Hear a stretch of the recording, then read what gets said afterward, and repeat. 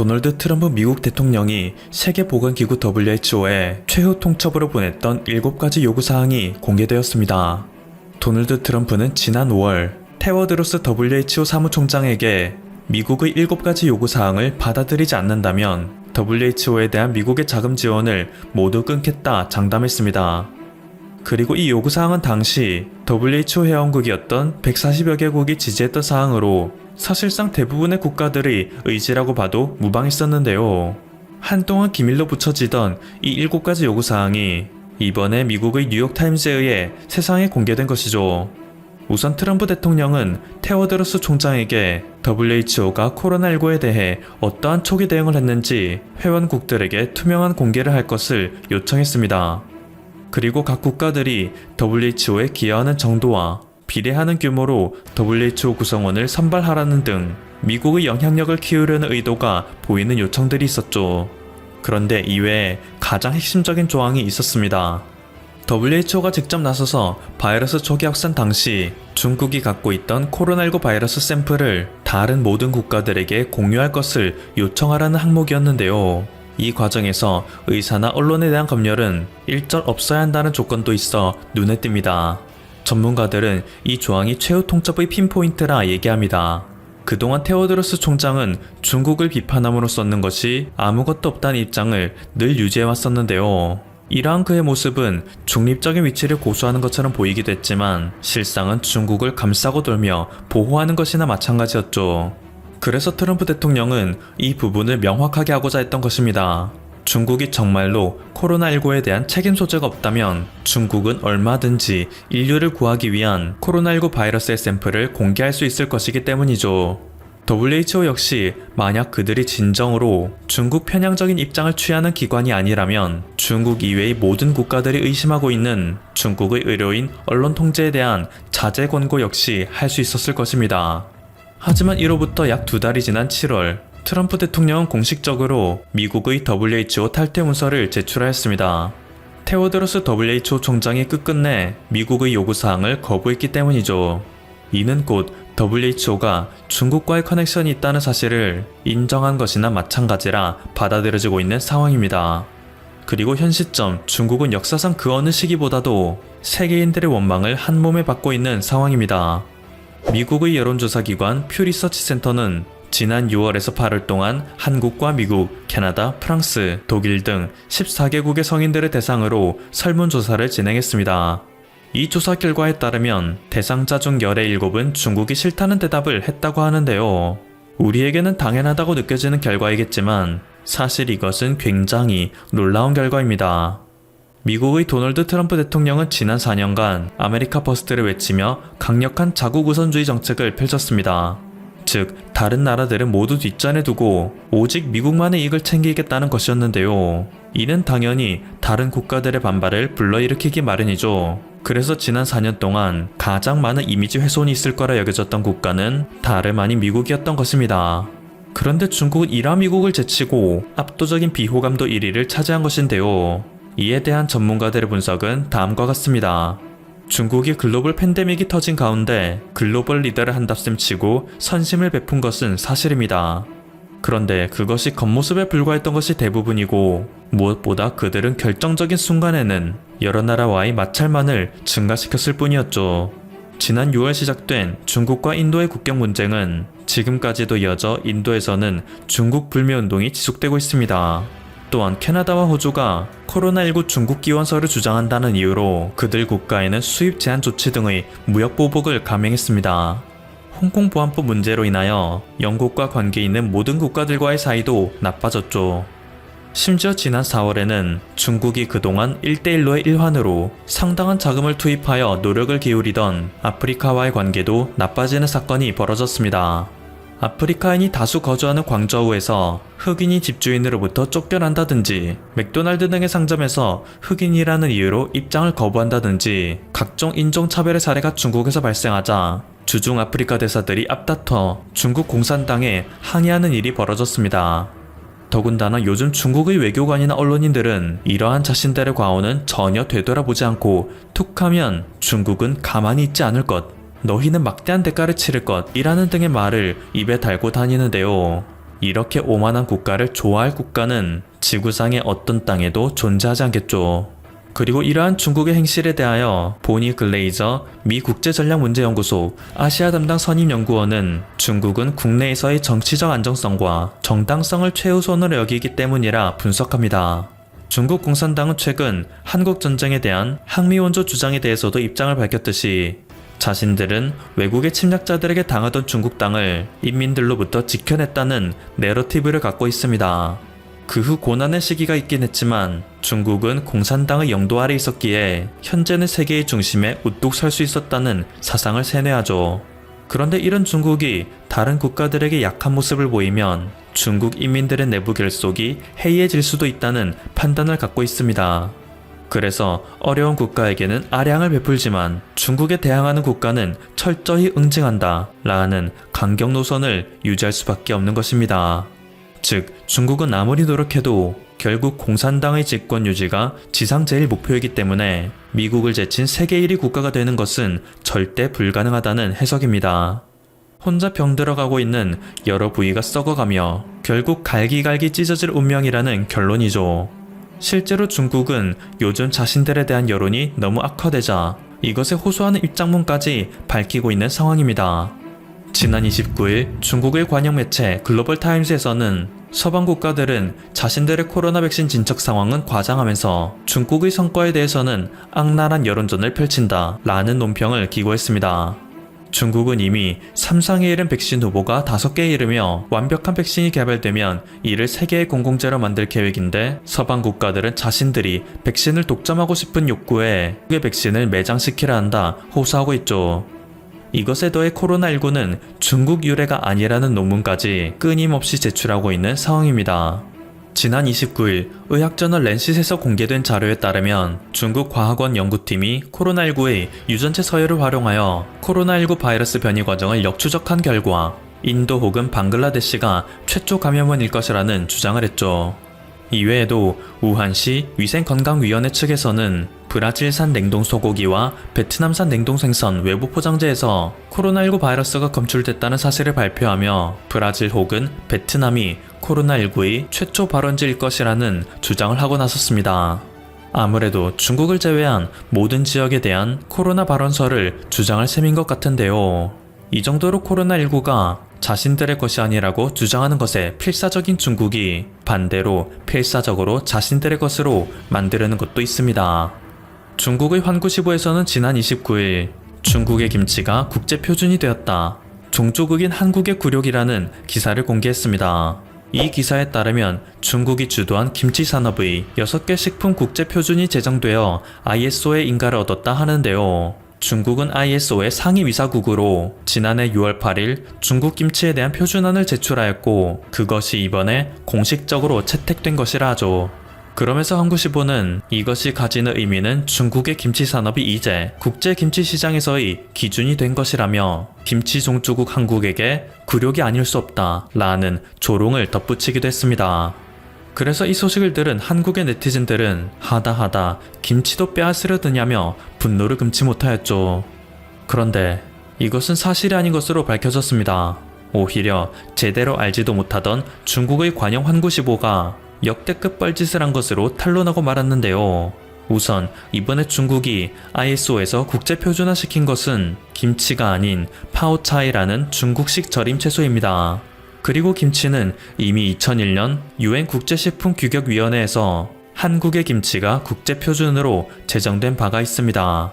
그래서 이번에 승인된 문서에서도 이 문서의 효력은 김치에는 적용되지 않는다 라는 조건까지 붙어있는 것이죠.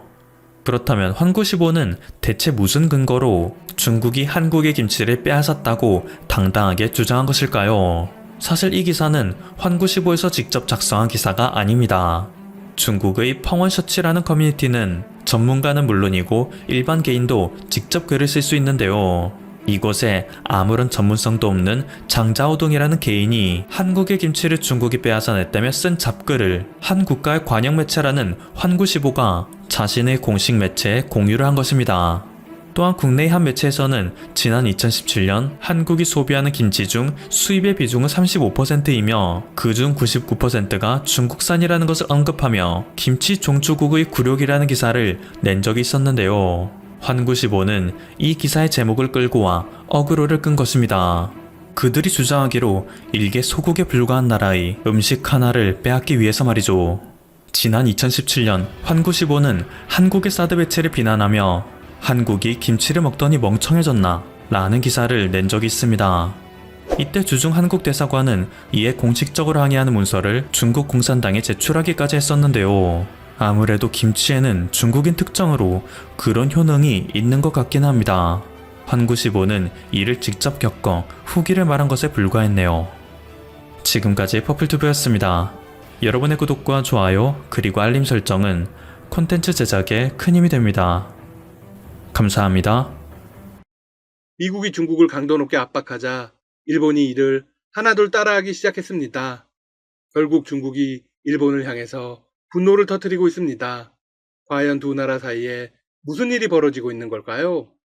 중국의 환구시보는 지난 6일 기사를 내보내 일본을 강도 높게 비판했습니다. 첨단 기술의 중국 유입이 두려워 일본이 미국을 따라하는 건가? 기사 내용은 요미우리 신문의 보도를 인용한 것이었습니다.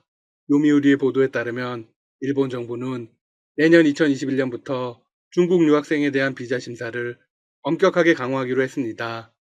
일본은 이른바 의심스러운 인물에 대한 정보를 공유하며 이들에 대해선 비자 발급을 거부하겠다고 밝혔습니다. 그런데 그 대상국으로 중국 등 국가라고 지칭했습니다. 네, 중국을 콕 집어서 말한 것입니다. 일본 정부의 이번 조치는 국가안보와 관련된 첨단 기술이 중국 유학생 등에 의해 누설되는 것을 막자는 취지입니다. 일본 외무성은 비자 심사 강화를 위해 2억 2천만 엔, 우리 돈 약 24억 2천만 원의 예산을 별도로 배정합니다. 경제산업성은 18억 7천만 엔, 우리 돈 약 205억 5천만 원의 거액을 일본 기업이나 대학에 지원합니다. 이들이 갖고 있는 첨단 군사 기술이 해외로 유출되는 걸 막는 데 쓰게 할 예정이라고 합니다. 일본의 이번 조치는 미국을 그대로 따라한 것입니다. 미국은 지난달 9일 약 1000여 명의 중국 국민에 대해 기술 절취 등의 이유로 비자를 취소했습니다. 또한 안보 위험이 있는 중국 학생들과 연구 인력의 미국 유입을 잠정적으로 중단한다고 밝힌 바 있습니다. 호주도 미국의 행보를 그대로 따라하기 시작했습니다. 요미우리 신문은 서방 국가에서는 정보부처가 중국 유학생의 개인정보를 조사한 뒤 비자 발급을 거부하는 사례가 늘고 있다고 언급했습니다. 그리고 일본도 국가안보와 관련된 첨단 기술이 유학생을 통해 중국으로 유출되는 것을 막아야 한다고 강조했습니다. 또한 중국의 심기를 제대로 건드릴 만한 문구를 내보냈습니다. 미국이 중국 유학생 입국을 막으면서 중국이 목표를 바꿔 일본으로 유학생을 보내는 경우가 많아졌다. 이에 중국이 부글부글하고 있습니다. 글로벌 전문가들은 일본의 입장에 더 손을 들어주고 있습니다. 실제로 미국과 무역전쟁이 악화하자 중국이 첨단 기술 확보를 위해 일본과의 관계를 의도적으로 개선하려고 한다는 것이죠. 일본도 처음에는 중국과의 관계를 개선시키기 위해 화웨이 제스처를 보내왔습니다. 중국 시 주석의 방해를 꾸준히 추진했습니다. 도쿄올림픽의 성공적인 개최를 위해 중국의 우호적인 메시지를 보내기도 했습니다. 사실 도쿄올림픽의 성패는 중국 관광객에게 달려있다고 보아도 과언이 아닙니다. 하지만 코로나19 사태로 시 주석의 방일이 기약 없이 미뤄지고 올림픽 또한 연기되면서 중일 관계가 사상 최악으로 나빠졌습니다. 설상가상 일본은 미국 옆에 찰싹 붙어서 중국 때리기에 적극적으로 동참하고 있습니다. 실제로 일본은 중국의 홍콩 국가보안법이나 소수민족 문제와 관련해서 공동성명을 주도하며 미운 털이 단단히 박혔습니다. 여기서 끝이 아닙니다. 미국이 중국에 진출한 자국 기업에게 미국으로 돌아오라고 요구하자 일본 정부도 일본 제조업의 중국 철수를 돕겠다고 발표했습니다. 이에 따라 지난 7월 말까지 1700여 일본 기업이 중국을 떠나겠다는 의사를 밝혔습니다. 해양 갈등의 문제도 더 부각되고 있습니다. 안보 문제에서의 마찰이 격화되고 있죠. 미국은 중국을 포위하려는 움직임을 보이고 있습니다. 이에 일본은 미국의 해양연맹에 참여하려고 합니다. 중국 현지에서는 미일 포위를 뚫기 위해서 필요한 조치를 해야 한다는 목소리가 나오고 있습니다. 더불어 센가쿠 열도 문제도 급부상하고 있습니다. 두 나라는 센가쿠를 둘러싸고 오랫동안 영유권 분쟁을 벌이고 있습니다. 현재 일본이 시료 지배하고 있지만 중국이 계속해서 영유권을 주장하고 있습니다. 지난 3일에는 중국 당국이 다오이다오 디지털 박물관 사이트를 열어서 공식적으로 영유권을 주장했습니다. 일본 정부는 발끈해서 디지털 박물관 폐쇄를 요구하고 나섰습니다. 모든 외교 채널을 동원하겠다고 했습니다. 하지만 중국은 전혀 폐쇄할 마음이 없습니다. 한편 일본이 미국 옆에 찰싹 붙어 있는 것 같지만 사실은 눈치를 굉장히 보고 있다는 증거가 나왔습니다. 바로 쿼드 회의를 통해서 밝혀졌죠. 현재 아시아 지역에서 미국의 핵심 전략은 인도태평양 전략입니다. 해당 전략의 핵심은 미국, 일본, 호주, 인도 4개국입니다. 지난 6일 4개국의 외무장관이 모여서 머리를 맞대었습니다. 미국의 폼페이오 장관이 공동성명을 발표하려고 무던히 애를 썼으나 결국 무산되었습니다. 이유는 일본과 인도 때문이었습니다. 두 나라는 현재 중국과 상당히 사이가 좋지 않지만 더 이상의 자극적 행위는 피하려고 합니다. 미국이 코로나를 계기로 중국에 대한 공세를 강화하고 있는 만큼 이번 회의가 끝난 뒤 4개국 장관 명의의 공동성명이 나올 것이란 관측이 우세했습니다. 사실상 확정되는 듯한 분위기였습니다. 성명에는 중국을 강력하게 비난하거나 더 강력하게는 제재를 거론할 수 있다는 분석이 제기되었습니다. 하지만 결국 공동성명은 무산되었죠. 일본 고위 간부는 4개의 나라마다 각자의 생각이 있고 완벽히 일치하지는 않았다고 말했습니다. 일본이 막판에 도망을 친 이유는 뭘까요? 바로 경제 때문입니다. 일본은 코로나로 전후 최악의 경제에 직면했습니다. 아베 전 총리는 아베노믹스를 자신의 최고 성과로 내세웠습니다. 하지만 현재 경제는 바닥을 치고 있죠. 경제를 회복하기 위해서는 중국의 도움이 절실합니다. 중국으로부터 무역 투자를 더 많이 끌어들여야 하죠. 섬나라 일본은 관광산업의 비중도 높습니다.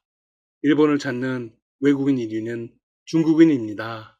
따라서 관광객을 유치하기 위해서는 중국의 눈치를 봐야 합니다. 만약 중국이 집단 불매 운동을 벌이면 일본으로서는 답이 없죠. 스가 요시히데 총리는 원래 친중파이자 친한파입니다. 스가 총리는 현재 중국과 경제 협력을 강조하고 있습니다. 인도 역시 비슷한 입장입니다. 현재 인도와 중국은 역사상 가장 갈등 상황입니다. 국경 분쟁으로 전면전 직전까지 갔었죠. 하지만 중국은 미국에 이어 두 번째로 큰 무역 상대국입니다. 따라서 더는 중국을 자극하지 않으려고 합니다. 다만 호주만 미국과 입장이 비슷합니다. 쿼드 협력을 열렬히 강조하고 있죠. 호주는 지난 4월 중국의 코로나 대응에 대해 국제적인 조사를 요구했습니다. 그러다 중국으로부터 수입 금지, 반덤핑 조사 등의 조치를 당했습니다. 중국의 압박을 스스로의 힘으로는 해결하지 못하고 있습니다. 미국은 쿼드를 북대서양 조약기구 같은 공식 국제기구로 만들고 싶어 합니다. 그리고 한국과 베트남, 뉴질랜드까지 참여시키겠다는 강력한 의지를 내비치고 있죠. 역시 미국의 입장에서는 한국이 빠질 수 없네요. 미국의 의지는 강력합니다. 트럼프 대통령이 코로나 확진 판정을 받았는데도 폼페이오 장관이 쿼드회의 참가를 위해 일본을 찾은 것이 그 증거입니다. 한편 분위기가 이렇다 보니 왕이 중국 외교 담당 국무위원 겸 외교부장이 일본 방문 일정을 연기했습니다. 앞으로 미국을 필두로 한중일의 관계가 무척 궁금합니다. 지금까지 닥터시사TV였습니다. 여러분 시청해주셔서 감사합니다. 구독과 좋아요 부탁드립니다.